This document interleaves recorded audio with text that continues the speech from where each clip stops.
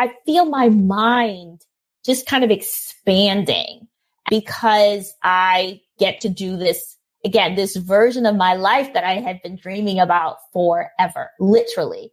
And I think doing it later in life, you're not looking for fantasies. You're not looking for a quick fix. You're not looking for like, oh, my problems disappeared.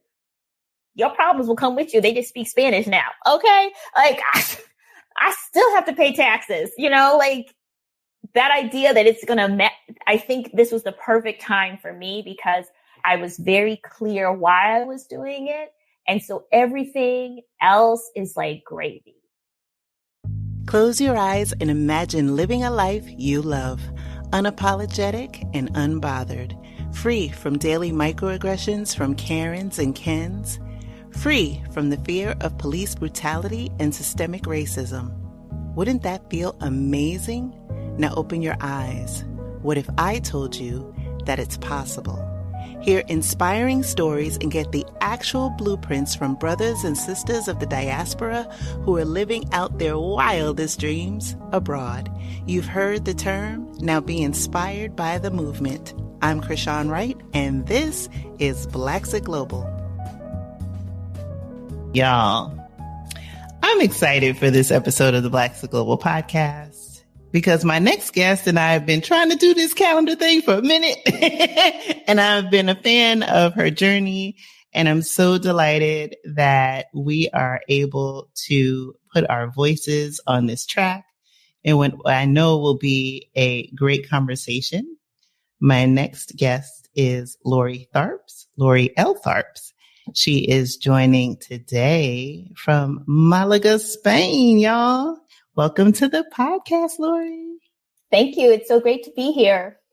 Oh, I'm so excited. As I stated, we have been trying to do this for more than a minute. You are a writer and a podcaster as well, fellow podcaster. I love it. And you have this incredible journey. And I always love to start my conversations with understanding people's origin story, because I feel like that has, nuggets and seeds that eventually blossom into where they are in their journey today. And so I would love it if you would take us back, and you can start wherever you feel most comfortable. Well, Krishan, I am a storyteller, so I can tell a long version of my kind of origin story, or people could just read my memoir, Kinky Gazpacho, to get the full story. But the idea of like how I ended up in the south of Spain really began because I was a Black girl growing up in Wisconsin. Also, I like to call it Caucasia. I was surrounded by whiteness, white culture, white people, and lots of snow for my, early years. And I really, really idolized Josephine Baker. Like, she's from the Midwest. She was from St. Louis. She was a dancer. I was not a dancer. Let me be clear. I have no dancing talent. However, entertainer, like, she was this like person with this oversized personality and just wanted to be allowed to be her full self, and couldn't do that in St. Louis, couldn't do that even in like New York and, the big cities, because she was Black. And I felt like I couldn't be my full whole self because I was Black growing up in this very, very white spaces. And I wasn't like traumatized. I didn't have a horrible childhood at all. I mean, I really had what most people would consider an idyllic childhood, in the sense that like I went to good schools. I had friends, I was a competitive swimmer. I did drama. I did all the things that I wanted to do, but always in the back of my mind, I had it that I was going to have to go to Paris like Josephine Baker, only I took Spanish. So I was like, it's got to be Spain. But other than that, me and Josephine, we're like, mano a mano, like I'm going to just live her life. And along the way, I decided I wanted to be a writer. Like, from very early age, I knew I wanted to be a writer. So I had this kind of vision for myself of a global international lifestyle where I'd be, packing my typewriter, because I'm just that old, and like traveling the world, telling stories, like maybe being a journalist, a novelist. It didn't really matter. Like, I literally was like patterning my life like after Josephine Baker, right? That I could take my creative energy, which was around writing, and like move to Europe and somehow my life would just become this wonderful thing. I had the experience of going to Morocco as an exchange student when I was in high school, which was in the late 80s that I was there. So, I mean, this was like the first time I'd ever left the United States. It was major culture shock. I lived with a family where nobody spoke. Well, I shouldn't say that. I had 8 siblings, 8 sisters, 3 brothers. And I think most of the kids learned a little bit of English in school, but really only one of those people one sister spoke English. She spoke really good English, but everybody else spoke Arabic. They didn't even speak French in the house because the mother didn't speak French. So I was really in a very different situation. It was very challenging at first, but by the end of my experience, I was like, yeah, I got to get out of the United States. This is amazing. Like the idea of seeing how a different culture existed, different language, different customs, different food, all these things. It just like blew my mind wide open. And I was like convinced, yep, my whole Josephine Baker dreams, that's the way to go. Get out of the United States. And this is where you're going to find your real life. So fast forward to college, I did spend my junior year of college in Spain, which was supposed to be the beginning of my adventure. And unfortunately, I didn't have a great time because like racially, as being a Black girl in Spain at that time, I was in a small town. I was not in Madrid or Barcelona or anything. It was not racist, like in an ugly, painful way. It was just like annoying because nobody knew anything about Black people. It was like everywhere I went, people would stare or point at me or ask me dumb questions. Like, do you know Naomi Campbell? Like, can you dance like Michael Jackson? You know, just stupid stuff. And like, you know, blackface during the holidays and things like that, that just, and to be fair, it wasn't just me. Like there was an Asian American girl in my group and like people would call her Toyota. Like, I mean, it was just awful in the sense that, again, it wasn't like painful. It was annoying. And so my Josephine Baker dreams quickly died. And by the time I left Spain, I was like, yeah, I'm going to have to get a new dream. Like, this isn't going to work. Like my whole vision of what the world, what, you know, Europe was going to be like, it just didn't live up to the fantasy. And, you know, keeping in mind, of course, at this point, there was no internet. Like there was no way for me to really know what living in a European country was, except for my like, you know, reading history. So that being the case, I would have probably just ended up living a very American life, except I married a Spaniard. And so I met him during my junior year and, you know, we went back and forth, all these crazy things, whatever. But we eventually got married, but he came to the US and we made a life in the United States. And like for the next 25 years, my life was pretty normal. And that dream that I had, that Josephine Baker, be a writer, living all over the world. I mean, I even wanted to be a writer so that I didn't have to. I mean, I was thinking location independent in the 80s. Okay. Cause I was like, if I'm a writer, I can live anywhere. But, you know, we got married. We had 3 children. I got a very good job eventually in academia. And like, I'm 30, I'm 40, I'm almost 50. And my life did not look like that fantasy that I'd had as a young person thinking about my Josephine Baker life. We'll be right back. Hey there, I'm Bellamy Young. I'm an actor and a producer. I've been working with the global humanitarian organization CARE, and I am so excited to invite you along for my new podcast, She Leads with CARE. Each week, you'll meet some incredible women who have changed their lives and their communities. We raise our voices for people who don't raise their voices to defend themselves. Listen to She Leads with CARE now on your favorite podcast platform. New episodes every Tuesday. Yeah, it's interesting. And I want to double click on that for a second. So you were talking about your experience in living in the States before you took the leap of studying abroad, and some of those earlier experiences when you moved to Spain during your study abroad that didn't live up to this, you know, built up fantasy life that you had. You know, Josephine Baker is, you know, a luminary for so many of us on this journey, as well as, you know, James Baldwin and another ancestor, Tina Turner. And so there was something that you said, and there was something that you said about, you know, the annoying experiences that you had during your trip to Spain and comparing it to, I guess, maybe some of the, experiences in the States. And like you had said that you didn't have like a painful or a horrible time, but I'm curious, is it that the experiences in the United States, all that they are, right? Whether they happen to you directly or things that happen to Black people in the United States as a collective. I'm curious, do you think that it kind of desensitizes us a bit to when we face racism or discrimination in other parts of the world, that it's like, well, it's not as bad as the United States, right? I'm just curious. I didn't want to put words in your mouth, but I think that's where on your story, I was just like reflecting on what you shared. Well, it's interesting because, again, growing up, I didn't have, it's almost like because I was always the only Black girl in most of my, my classes, my extracurricular activities, etc. I didn't experience I experienced microaggressions. Of course, we didn't have that word then, right? It was the kind of, so it took me a while to realize what the problem was. I really wanted, I was a total drama kid. I really wanted to be an actress. And so I did all the school plays in high school. And it wasn't until I was like a sophomore where it dawned on me that like, why do I always play the sassy maid or the character who can sing and dance?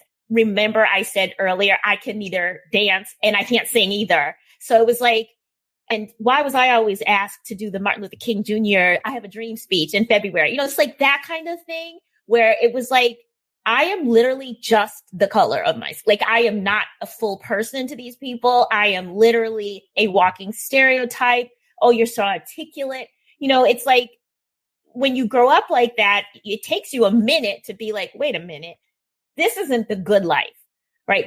I'm tap dancing for my accolades, if you will. And God forbid I step out of character or I do this. So it's like, I thought if I went out of the United States, I could be whoever I wanted to be. I wouldn't have to play these games, these rules of what does Black mean.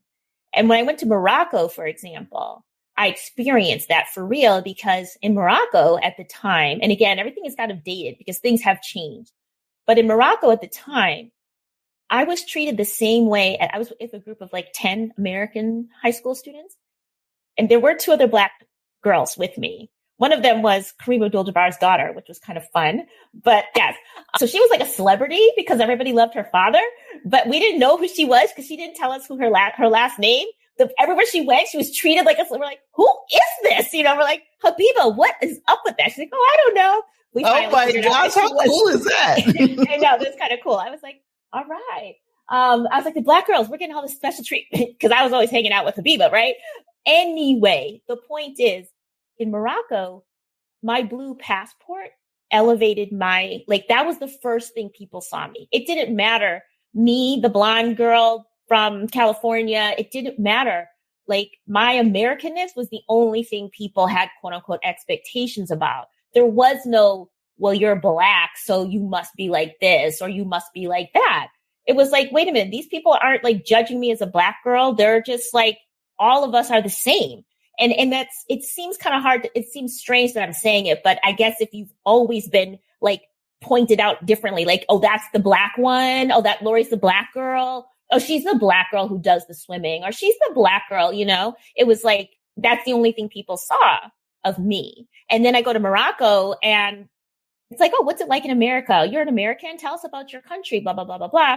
So that was like the first time when I realized what it felt like to be viewed not by my race first. And that was a revelation. And so then when I go to Spain 3 years later, it was like the Black thing. It was like, Black, there's Black girl. Like, literally, I was just like, people would point and be like, Morena. Like, the first thing they could say was Morena, chocolate, negrita. Like, you pick the term for Black, we're going to call you that. So it was like, wow, here I am in a worst case scenario, because at least in the States, nobody's like yelling at you on the street or just coming at you straight on, like, tell me about your Blackness. Whereas in Spain at the time, it was like, oh my Lord, can I breathe? Can I just be? Can I just exist without somebody, pointing out like I might have forgotten that I am Black, right? So it was, again, in retrospect, I can look back on it and really compare, I don't even bother like what's worse, what's better. I mean, I think they're all microaggressions. I would call them all microaggressions, but those wear you down, whether you're in the States and being told you're articulate and, here's all these Black things we want you to do to represent the race, versus being in Spain. And it's like, do you know Naomi Campbell? Like, I'm not exaggerating when I'm like, really? Like, literally every Black person they could think of, they'd be like, do you know her? Are you friends with her? Or you look just like Tracy Chapman. Do I? Okay. I mean, no harm, no foul, but like, do I really? Or, you know what I mean? So basically I was just tired, I blame myself again, to a certain extent, thinking that there might be a place in a European country, which makes no sense. But I was young, but thinking that there could be a place where I would be, again, free to define Blackness myself without all these preconceived notions laid on top of me. So I don't know if that answers your question, but I do. Yeah, no, it does. And as I guess a follow to that, you talked about meeting your husband and then, going back to the States. And I'm curious, I guess, two things. One, how was that transition? Because one part of it is you making the decision after you've had this experience and exposure that, didn't live up to the expectation, the ideal, right? Coming to the States. But then also, you had this passion and desire to write. And as you mentioned, you transitioned ultimately into academia for a portion, not to mention your husband, who's a Spaniard, then trying to acclimate to the American culture. So what was that like? Well, one thing that was amazing for me personally, again, because I grew up in such white spaces, and then having that kind of disappointing experience in Spain, what I realized I needed was, to be around Black people, like plain and simple, because I also went to college in Western Massachusetts, which my particular college was more diverse than my high school, where I was literally the only Black female in my entire graduating class. Like I think any place would have been more diverse, but my college was more diverse than my high school, but I was in Western Massachusetts. So, So what did I do? I moved to Brooklyn. After college, I moved to like the Blackest, most amazing place in the world. My first job was at, after grad school, I went to grad school, got a master's degree in journalism. I worked at Vibe magazine. I was like Blackly Black girl, lived in Fort Greene, Brooklyn. I was like, just surround myself. It was like I was reborn. I found my Black self. It was amazing. And so, I basically made a kind of like a vow to myself that, all of America isn't white, and I can be very intentional about being in Black spaces. And so, we stayed in Brooklyn. Both of my boys were born in Brooklyn. And then when we moved to Philadelphia, again, we were very intentional about picking a neighborhood that was literally 50-50 Black and white. Which was shocking to me coming from Wisconsin, which literally Milwaukee, where my hometown is always in the top 3 most segregated cities in America. Always. Since the time I was born until now, it is the most. So like it was like white neighborhood, Latino neighborhood, Black neighborhood, but never the two shall meet. So when I tell you that we lived in a neighborhood in Philadelphia that was like Black, white, Black, white, Black, white, Black, white, random Latino, on the one block, that was like amazing to me. So my children did not grow up like I did. My children had Black teachers. My children had, Black doctors. I mean, things that I had never seen growing up, which is, what the problem was, right? So throughout my adult life that I was in control of, I made sure I was always surrounded by and in conversation with and in community with Black people. So that allowed me to kind of like, I don't want to say heal, but like become who I really needed and wanted to be. And so then I could look at the world differently in terms of, my ideas of wanting to live abroad as a child were they were escapist fantasies. I was following this fantasy like a Josephine Baker who literally legitimately needed to get out of the United States because, that there were no choices for a Black woman at that time. Whereas I had plenty of choices but I was still looking at it like somehow Europe was going to save me from American racism. Oh my. I mean, when you even say it out loud, you're like, how dumb can you be? But again, I don't blame young Lori. Like, what did I have to go on? And the world wasn't so global at the time in terms of understanding what was possible and what wasn't possible. So that gets me to how we got to Spain the second time. But from like an identity perspective, I was so much more confident in my own skin and who I was and what it meant to be Black. And my children were older because there were other times during that like 25-year period where my husband and I considered maybe possibly moving to Spain. I was like, I am not raising my Black children in Spain after what I went through. I was like, oh, no.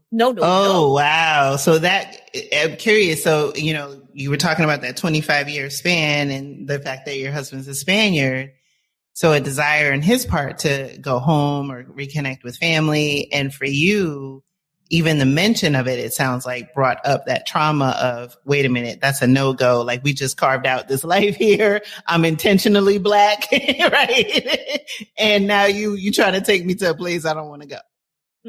I was like, I've seen too much. And also like, this sounds really terrible, but like, so my children are obviously biracial, right? I mean, they're mixed race. And each one of them came out looking very different. One is my eldest son, has very dark skin. I mean, he has this almost the same skin color that I do. Curly hair, like closer to Afro texture hair. My middle son is very pale with very loose curls. And my daughter, people are like, is she Indian? Is she Mexican? I don't know. What is she? The point is, Spain has a problem with all of the people that my children look like, right? Meaning people who look like gypsies or Roma people, they get discriminated against. Moroccans get discriminated against, right? So like, even though like people would think, oh, dark skin, that's what's, dark skin African, maybe that would be the most, discriminated against phenotype, right? And I'm not saying that if you look like you're coming from sub-Saharan Africa that you wouldn't be discriminated against, but there is, because of geopolitics, right? Like we know that there is issues between Morocco and Spain. And again, things are different now. I don't mean to suggest that today, like specifically actually where I live, there's a lot of Moroccans. It's very like, it's a different world than it was 10, 15 years ago. But I had seen racism, significant racism against Moroccan people in Spain when I was here. And I'd been coming back and forth because my husband's from here. So we would go visit, it wasn't like we never stepped foot back in Spain. And so I was like, I couldn't guarantee that my children wouldn't be discriminated against because they could be mistaken for South American, Moroccan, potentially Romani or Gypsy here in Spain.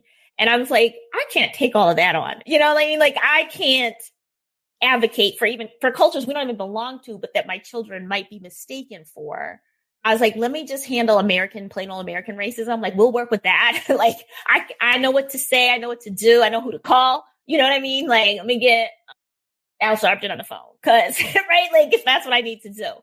But I'm not prepared to fight that in a foreign country. So along the way, those were all considerations that I had because of what I saw, from myself. And also, again, going back and forth and also talking to other people. I had a friend who is biracial. I mean, she's a beautiful woman. She has skin the color of like sand and these beautiful blue eyes. And she told me her year in Spain, people threw rocks at her in the street because they thought she was Gypsy, Romani. Yeah. I was like, what? Now, again, this was 20 years ago now. Okay. I haven't heard anything happen to anybody. But as a new mom, I mean, my son is 22. So this is what we're talking about. I'm not making stuff up. Like, but again, I don't feel like, I mean, things have definitely changed, but along the way, as I'm raising my children, these stories are in my head. And I'm like, yeah, no, I will stick with the American racism. Again, it's not about better or worse. It's just what you know and what you're prepared to deal with as a parent to safeguard your children. And I think the biggest thing was in the United States, even if there's racism, which of course there is, there's also a lot of beautiful culture, right? There's so much goodness about being Black in the United States. Like, you can find your people, you can find the culture, you can find the books, the movies, the magazines, the museums. But if you're in Spain, it's not like there's all kinds of great ways to like build your children's identity up with their, their Black identity. So I did not spend my years of raising my children thinking, man, I wish I could raise them in Spain. No, I did not. I did not. So like I said, my son is 22. My other son is 19. And then my bonus baby, she's 12. So she was a bit of a surprise. But I like that. That's like my siblings. They're 2 years apart, and then there's a big 9-year gap. I get it. Yes. So then we actually ended up here. Now we moved to Spain in 2021 in the middle of the pandemic because it was like kind of a slow thaw.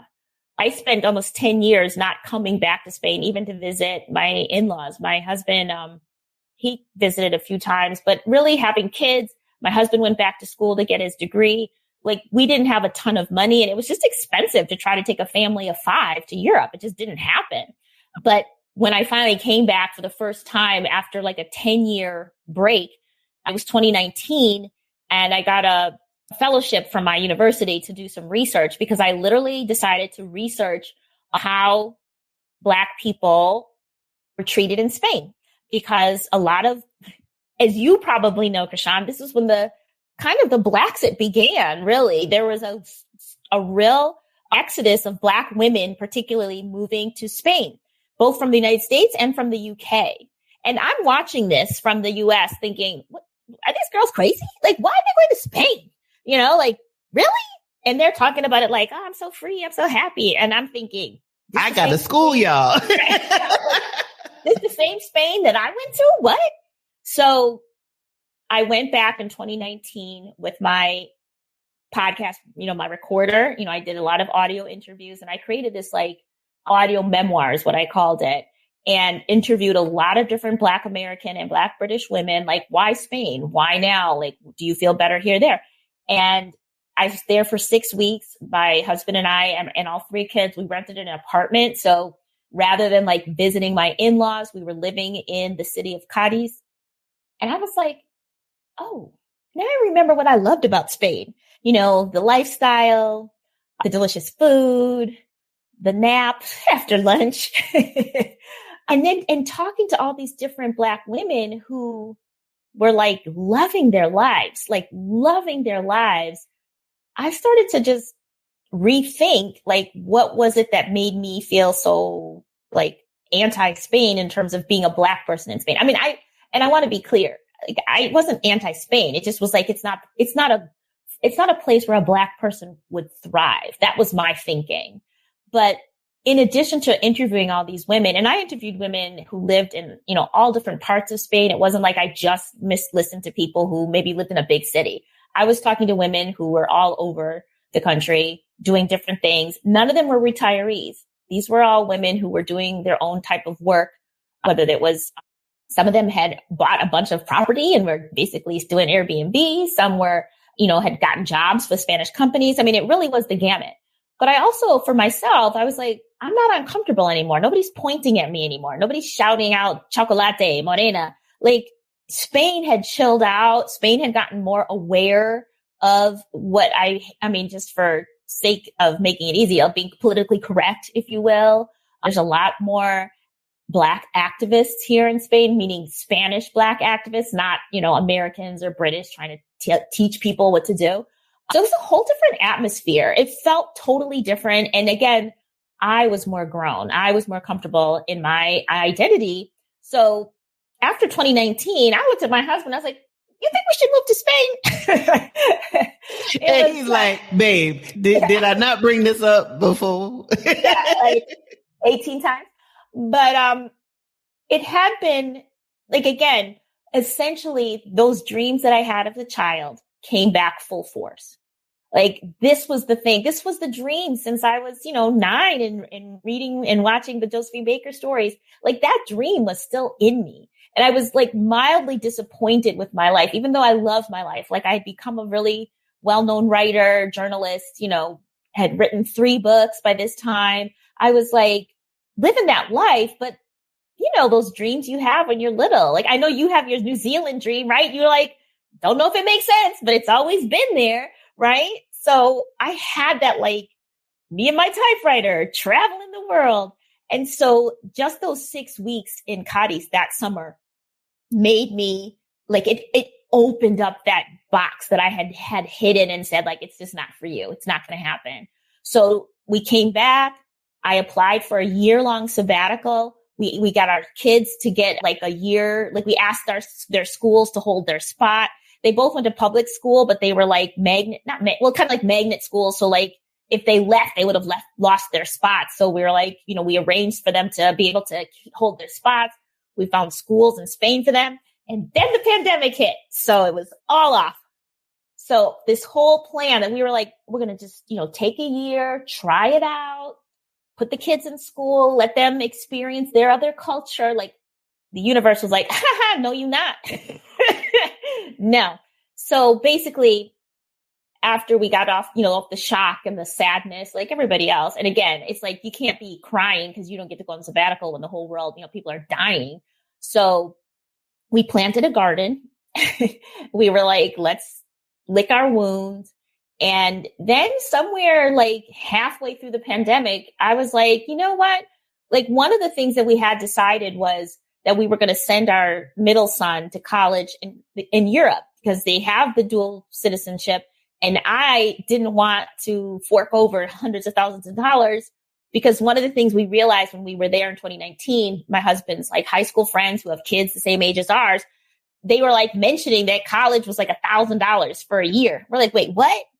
And right then and there, I looked at my middle son. I was like, you're going to college in Spain. End of story. That's just how it's going to work. And he was like, okay. I mean, he was only, I think 16 or 15 at the time, but I was like, be clear. I'm not kidding. This is the plan. And so pandemic is happening. And I'm basically like, well, if we're going to send this child to Europe for college, wouldn't it make sense to let him have a year of high school and college? So it's not such a crazy transition. And I've always had this dream, and my husband is really eager to go back home since he's been away for 25 years. And literally we were like, we made the decision. We made a lot of lists, a lot of pros and cons, some things that happened in our personal life that we didn't own a house. Like we had sold a house and we're in a rental that was the lease was going to be up. So we were going to have to move anyway.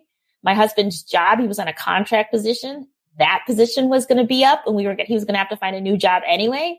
And so it kind of felt like, except for the global pandemic part, this actually feels like it could make sense to go now.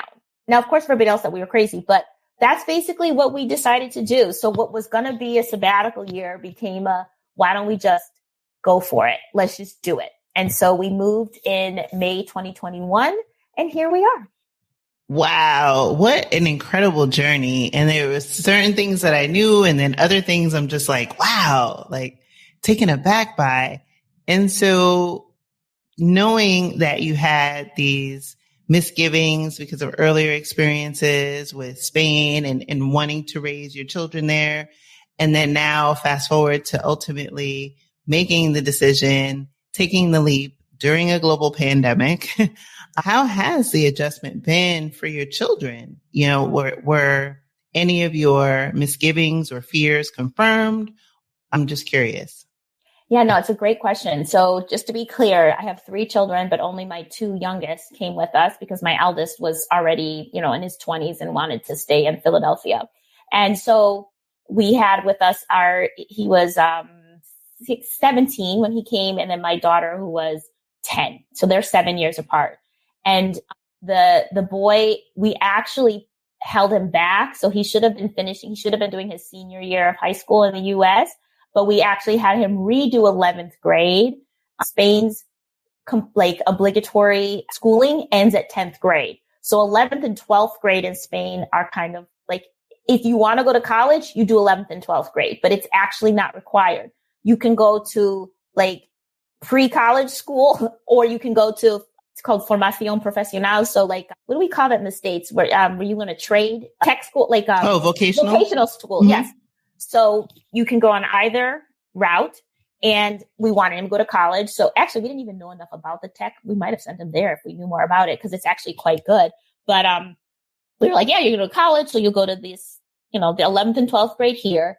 We made him redo 11th grade because his Spanish, which we found out, unfortunately, my husband only speaks to my children in Spanish. So they're bilingual, but they're like house bilingual. Like they don't speak academic Spanish. And so it was very, very hard for my son academically. And we put him in a very good school, because these kind of 11th and 12th grade programs are, again, if you're going to college, it's a choice. So these are all they're all very rigorous, if you will. And Spanish school system is very different from the US. It's a lot of memorization, not a lot of critical thinking. It's a lot of memorization and regurgitating information. And quite honest, Krishan, the stuff that he was learning, it was like what you would learn as a freshman in college in the US. And so, he was doing econ, psychology. It was literally like because I taught at Temple University, it was like he was doing the work of your basic requirements when you start college. So I really actually wasn't mad that we were making him redo 11th grade. Also because 11th grade for him was a pandemic year. He was in his room. I don't know what he was doing in there. Was he learning anything? I have no idea. I was like, look, you're alive and you showing up, fine, you went to school. So for him, the struggle was not, being a Black American Spanish kid. I made friends. It was just the language barrier and how hard classes were. But I was so proud of him because through the skin of his teeth, he passed 11th grade. He had to take every exam 3 times, which is great that they allow you to. And then when he did 12th grade, he already knew he wanted to go to college in the Netherlands, because he was like, I will not do college in Spanish. He's like, I will do college in English. He's like, you can't make me. And I saw how much he was working, how much he was struggling, and he did make it. And now he is actually in college in The Hague and is loving it. He's studying sports, which is his passion. And that's awesome. Loving it. And it gives me an excuse to go to the Netherlands whenever I feel like it, which is great because we love the Netherlands. I don't like the weather, but it's a cool country. My daughter, like I said, she started 5th grade. We did not put her back at all. We found this very cute little neighborhood public school. It was, the school's on top of a mountain. And I'm not exaggerating. I think I pass billy goats when I take her to school every day. It's it is on top of a mountain. And because of that, you have to be crazy to take your kids there. So the school is really there was only, 11 kids in her class. It was a really small school, but that was great for her because it was a real community. They started every day on the playground dancing. They literally had a teacher who came up with a new dance for them to all learn every morning. Super cute. Very we called it the hippie school. All the parents had tattoos. It was just really sweet, sweet school. School started at 9. She was done at 2. I was like, could y'all keep her a little longer, please? But, because of that, she was very scared because she's like, I don't speak Spanish well enough. I can't do this. I'm going to be terrible. But again, it was such a small, tiny class. Everybody was so nice to her. Her Spanish improved, like her grandparents, my in-laws, they could not believe the difference when, she first got here to, the end of the school year. Cause we see them once every few months. So they can really see the difference. So she's been thriving. And in terms of identity, I'm giving myself a pat on the back, Rashawn, because I feel like I did a good job making sure my children knew they were Black. Like they're just black. They're black and Spanish. That is how they identify. They know they're black. My daughter's like, I gotta take some hot sauce to school, Mom, because their food is so bland. She's like, I'm gonna put it in my pocket. We had Valentine's Day last night, and I was like, what do you want for dinner? She's like, fried chicken and biscuits. Like, my child knows who she is, and she has no problem telling people, explaining, raising her hand and saying, excuse me, you're wrong. So on that level, I feel like, and again, in Philly, like she was in a school with mostly Black students, like she knows who she is. And here in Spain now, and I think it's very different if you're in the south of Spain versus other parts of the country. Like I said, like she's like, there's at least 4 Moroccan kids in her class. There's mixed kids in her class, a couple of Asian kids in her class, which again, that was not my experience here 20 years ago by any stretch of the imagination. I would not say it is a bastion of like multicultural diversity, but there's nobody looking at my daughter like, you're Black or what, or what's, you know, do they want to touch her hair? Yes. And she has her slap. Don't get near me. Don't touch my hair. She knows how to maneuver so people don't touch her hair. So she's doing great. And I am grateful that I have found a Spain that, especially in our city, you know, in Malaga, that there's enough diversity. Like my son, like I said, he's very light skinned, but he has Black people hair. Like his hair is like Black people variation hair. So he found a Moroccan barber who's like, yes, that's right. And just down the street from our house. So it's like, there's enough diversity here that nobody stands out. Nobody's like, here's a great story. My daughter they had like a camp day, a farm day at the end of school year of 6th grade. And my husband went to pick her up early because she had to go to dance class. And these 2 men came up to my husband as, you know, my daughter, they're walking back to the car. And they say to my husband, because my daughter had dreadlocks, and they said to my husband, is she a Rastafari?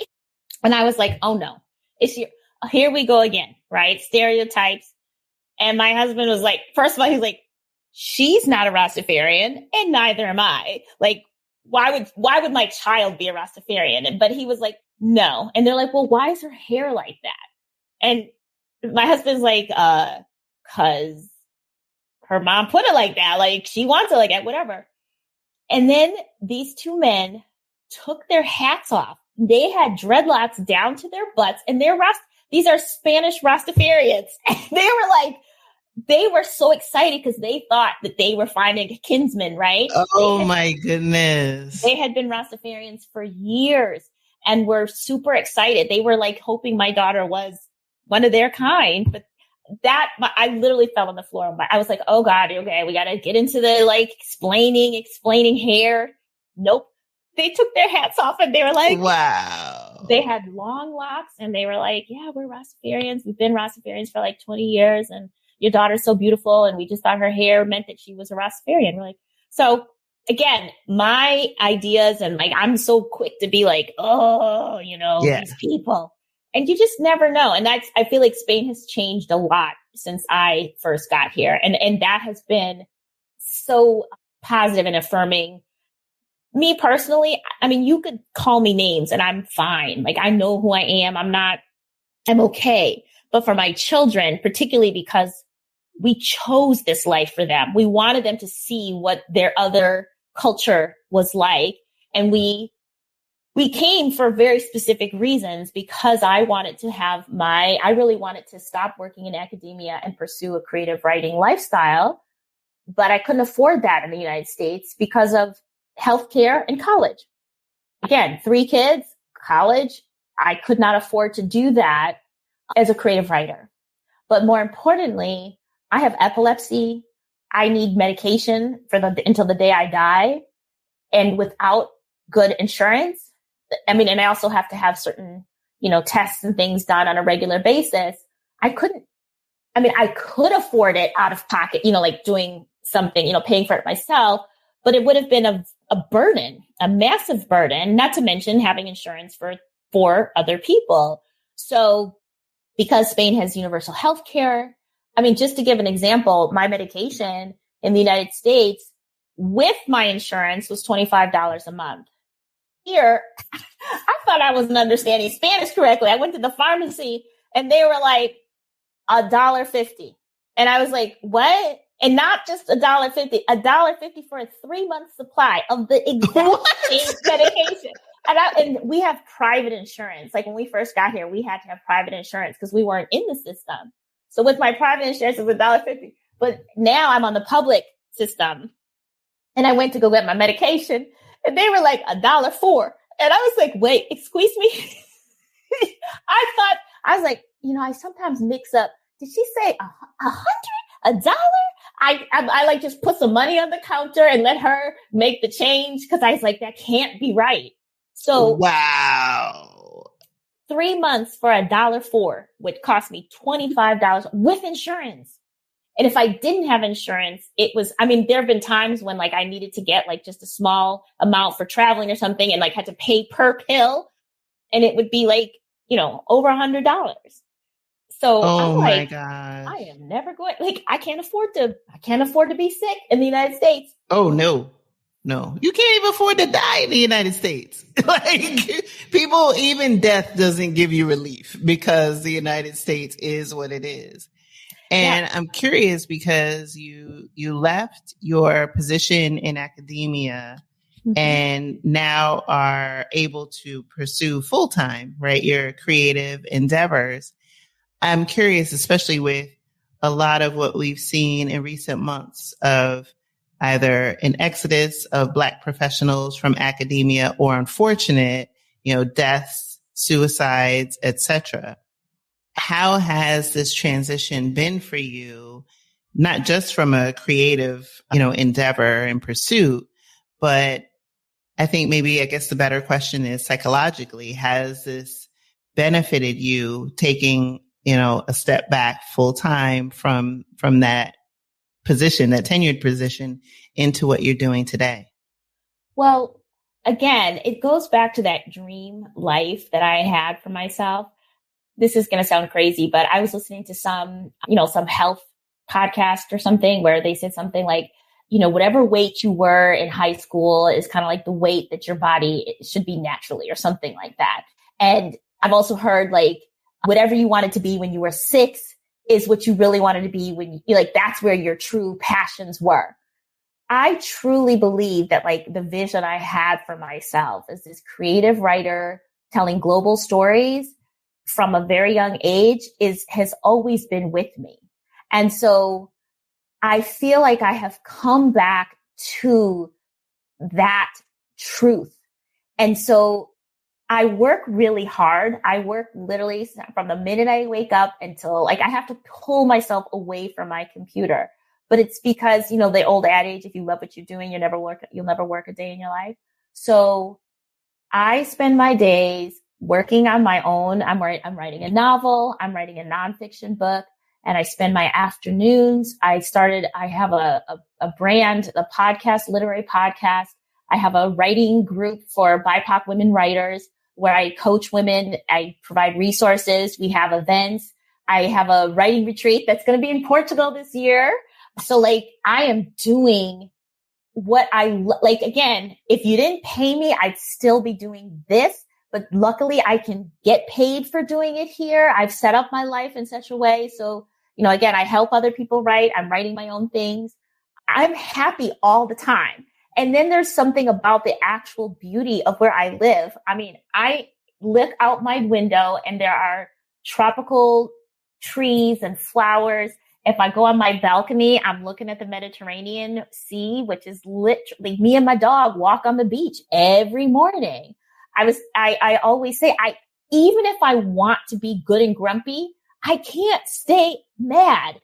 I cannot, even if I want to be, because this place is so physically beautiful. I have the mountains behind me and the ocean in front of me. And so like, Black people suffer from, hypertension, things of stress. And I definitely, again, I work a lot, but I feel so happy and grateful and lucky that I have been able to find the life that I wanted when I was 8 years old, right? Like that life that I saw for myself. And because I'm a writer, Krishan, I have journals from when I was 6 years old. I have documentation that this is the life I wanted. I found like when, I don't even know what you call it, but like when you could make like desktop publishing, I created a little magazine and it was called Bound for Barcelona. And it was like a Black girl on a ship. I don't know, we didn't have airplanes, but like it was this whole fantasy sequence of like me leaving New York City, going to Spain and living this so there is documentation from all the way through that this is the life I wanted to live. And I think when you're lucky enough to be able to, manifest the dream of your childhood, you can't help but feel younger, feel empowered. There's so much excitement there. And I just want to say to anybody listening, I got here when I was 49. Okay. So I turned 50 in Spain. I turned 50, 6 months after we got here. And I'm not going to be I feel younger than I ever did, but it's starting over. It's everything, even doing my laundry is kind of cool because it's different. It's done differently. You're exploring new things, even just going to the grocery store, right? So for my birthday recently, we just took a little drive to a different town and it was so exciting. We didn't have to do anything spectacular or spend a lot of money. We went out for lunch and just walked around, but it's I feel my mind just kind of expanding because I get to do this again, this version of my life that I had been dreaming about forever, literally. And I think doing it later in life, you're not looking for fantasies. You're not looking for a quick fix. You're not looking for oh, my problems disappeared.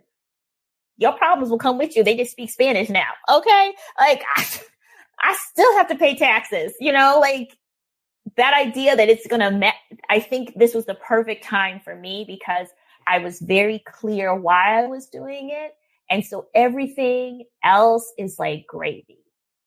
Oh, I agree on so many levels. That resonated with me because I feel this stage of life, and we're about similarly aged, that even though, this desire to move abroad was a lifelong dream that I held on to since I was a little girl, I feel this season of life is when it needed to happen, to your point, the fantasy of it, I wasn't holding on to. And I talk about on the podcast being clear on your why and living life by design and not by default. And I agree completely.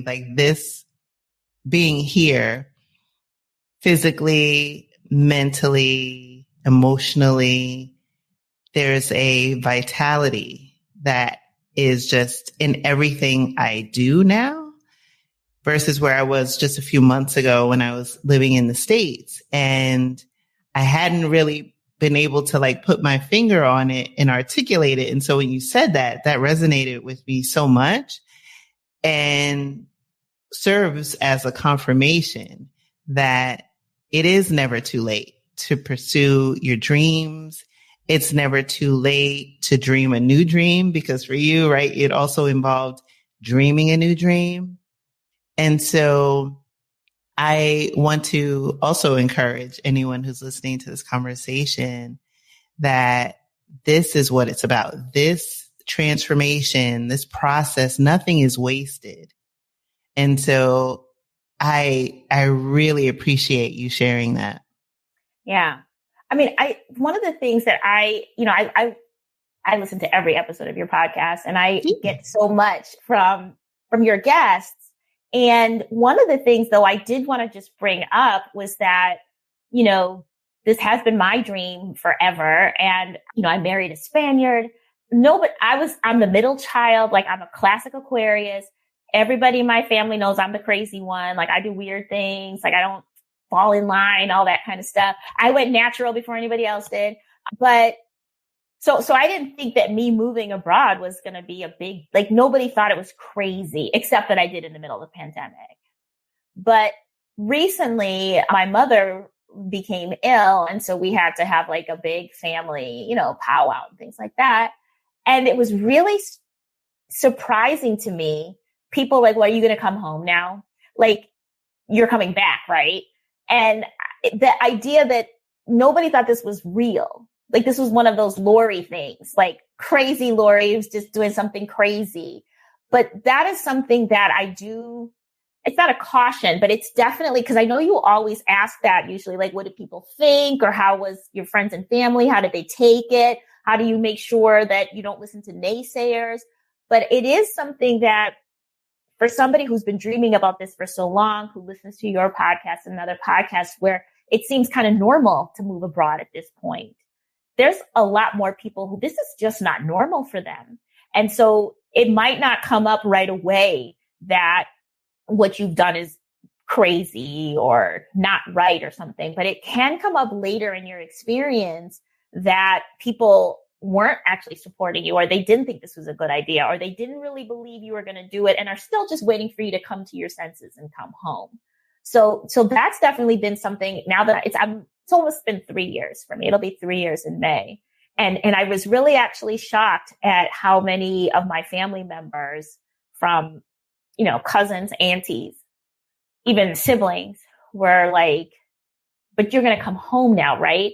As if they didn't see this as a permanent move, right? So that's just something that has surprised me, because I've been, I went to Morocco, I did a junior abroad. Like, this has kind of been in my, I married a foreigner, all these different things. And even still, that level, this idea of moving abroad is still shocking to a lot of people. And they don't really put it into, like, it doesn't connect with them the way that I think everybody who probably listens to your podcast does, right? Like, we already are like, yeah, I've already bought into the idea. But I just think that, I guess that's I guess this is for you as a podcaster, like, who's doing this work. It's so important because we are our own tribe of weirdos, if you will. A lot of people think we're weird, crazy, and it might not come out until after you've gone, when people start saying, like, something happens back home and they're like, you're not coming back. Wait, what do you mean you're not coming back? And so it's just so helpful to have a podcast like this, to know that there's other people out here dealing with these things. But this is the kind of thing that you really do want to be clear. Like you said, know your why, because you don't know who's really not supporting your decision to move abroad. That can come up in ways that you never really prepared for or thought about. I'm so glad you mentioned that, because I've been dealing as of late with my mom having some medical issues, and, touching base with her more deliberately just to make sure she's okay. And then Rick and Halisi, our Black Utopia, who've been on the podcast and have a YouTube channel, recently ventured back to the States to deal with her mom. And so I think that is also an opportunity to talk about that and raise this issue, because, when you make this decision to go abroad, like you said, we're the peaceful crazies, right? We might be crazy, but we have peace. But it is inevitable that something will come up outside of the traditional, like, birthday parties and celebrations, that there also are unforeseen circumstances that arise, whether it be illness, death, or something else that may, require your attention, or may require that you go back to the States for a brief time, or wherever your home country is. And also harkens, it becomes that, like, oh, well, I'm going to take this opportunity, even though nobody asked me to voice my, opinion, or, project my expectation on this person that's doing the thing that either I wish I could do, I can't do, or whatever that person's motivation is. And I think that is where, when we talk about in our Black to Global Passport community, is this decision requires that you be in community with like-minded people, because you have to be fortified and resolved and very clear about this. Because otherwise, if you don't have that, it is very easy to get deterred, something to dissuade you. Like, I've been holding on to this for a long time. And there, you know, when I reflect on some journey steps in my earlier years where, you know, people weren't on the same page. And I was the crazy one that had this idea, who then kept it to herself. Right. And it was only through the pandemic that I found my voice to come publicly and share these plans that I was, you know, developing in secret. And then also doing the internal work to be prepared for the naysayers, whether it be friends, family, frenemies, whatever the above. But you're right. This is a part that isn't talked about enough publicly, so that however you're engaging in this content and with this content, that wherever you are in these journey steps, this is a very important part of the journey. And I'm so glad that you raised this. Yeah, it's definitely something I actually took a course, which I'm sure you have something like this in the Global Passport and things, but I literally took a course before I moved abroad that was like a clarity course that really forced me to focus on my why, because even just getting out of the US, right? You need to make that things are going to happen. That's going to make you want to give up. But I realized, you know, now 2.5 years later, when, you know, this situation came up, I could still pull on that work that I did to ask myself, like, why am I here? Is this the right thing? Do I need to go back? Since everybody's now like, you coming back, right? And I'm like, no, I'm getting my residency. So not only am I not coming back, I can only stay a little while because there's rules about how long you can be outside the country if you want to get residency. So my priorities right now, son, is stay my butt here in Spain. Okay. So I will be free and flexible in 2 more years, but until then, this is what my priority is. But again, that can only come if you've done the work ahead of time and really understand and have your community, your Black community, whatever your community is, so that you can turn to them, because it will be hard. I mean, nobody's saying be hard ass and don't care about your loved ones if there's something serious happening, but you still have to make the decision about you. Like, you have to make the decision about you and what's best for you, because you can't even take care of somebody if you're a hot mess, or you don't have support, or you don't have any money or health insurance in another country. So that is my like words of wisdom now, almost 3 years in, because it came up and it took me by surprise. I mean, luckily, like I said, I had done the work, but it took me by surprise because I didn't realize people had these thoughts about my moving abroad. And that's the thing, you know, people will smile in your face and say bon voyage, but they have different thoughts, like, for real. Yes, let your haters be your motivators. Because bye, we ain't coming back. So, Lori, I've enjoyed this conversation so much. As we start to close, where can people find you? Well, if you're interested in any type of reading, writing, writing coaching, writing workshops, please check out my platform, which is readwriteandcreate.com. And that's actually REED, writeandcreate.com. If you spell it wrong, I own both URLs, so it doesn't matter. You'll end up where you need to be. But I'm all over at, readwriteandcreate.com. And we are specifically a platform to support and celebrate BIPOC writers. And if you just want to follow me, because I'm full of shenanigans, you can find me on Instagram at Lori L. Tharps. Awesome. I will link all of that. Oh, go ahead, Lori. And I have a podcast. I forgot. If you please mention the podcast. As we're on a podcast, if you are a BIPOC writer and you want some free creative writing coaching, you want to hear from really successful authors how they are so successful, check out the Read, Write, and Create podcast, which was voted Best Literary Podcast by the Black Podcasting Awards in 2023. There you go. Oh my gosh. Congratulations on that. And yes, I meet so many people either on the show or throughout the Black community that want to share their stories and they don't know how, or they don't know where the right community is for them to allow these these creative writing endeavors to come to fruition. And so for any of you, including myself, definitely go to the show notes for this episode, link up with Lori. You already know from the bio that she is an acclaimed writer, so you are in good company. And I am excited for your upcoming book coming out, right?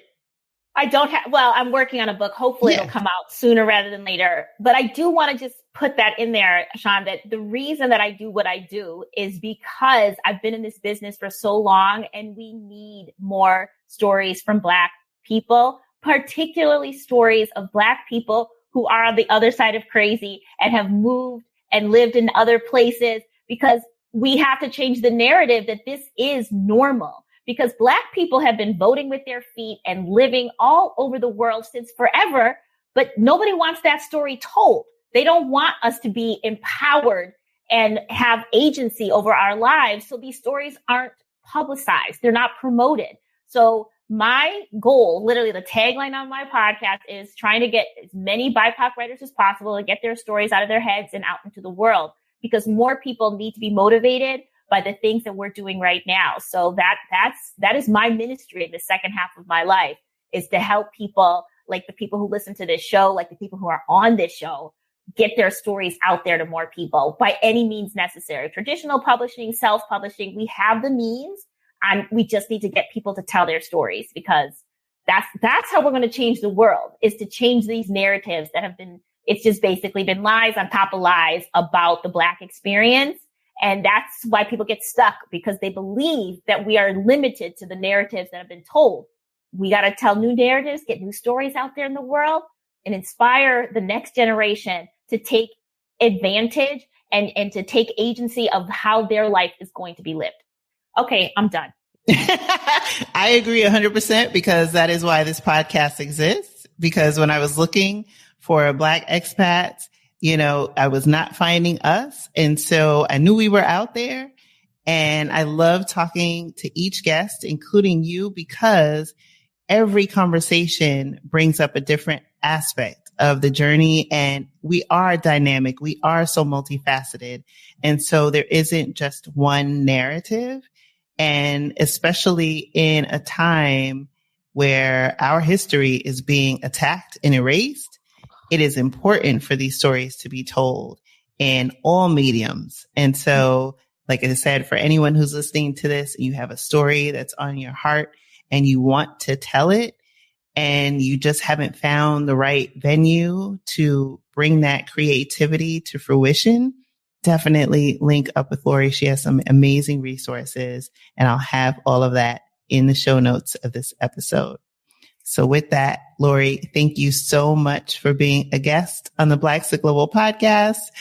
I am so excited and delighted that we had this opportunity to connect and share your remarkable journey. I'm excited for you and your family in the next chapter, and for all the people that you're helping with Read, Write, and Create. So thank you so much. Thank you so much for having me. It's been an absolute fangirl moment to finally be on Black Sick Global podcast. And like I said, we're doing our Read, Write, and Create retreat in Iraquara, Portugal, which is just a little bit above Lisbon. So maybe we'll see you when we're there in September. Ooh, all right. You look, I haven't been to Ericeira yet, so I'm excited. Whatever you just said does not sound like how I pronounce it. I'm going to work on my pronunciation, so I'll stop calling it. Portuguese vexes me. I need to practice. It's okay. Look, I'm only 5 months in, so I get it. Thank you for listening to the Black Sick Global podcast. For more information on today's episode, be sure to visit our website at blacksickglobal.com. It's not only possible to live out your dreams unbothered and in full color, it is your birthright.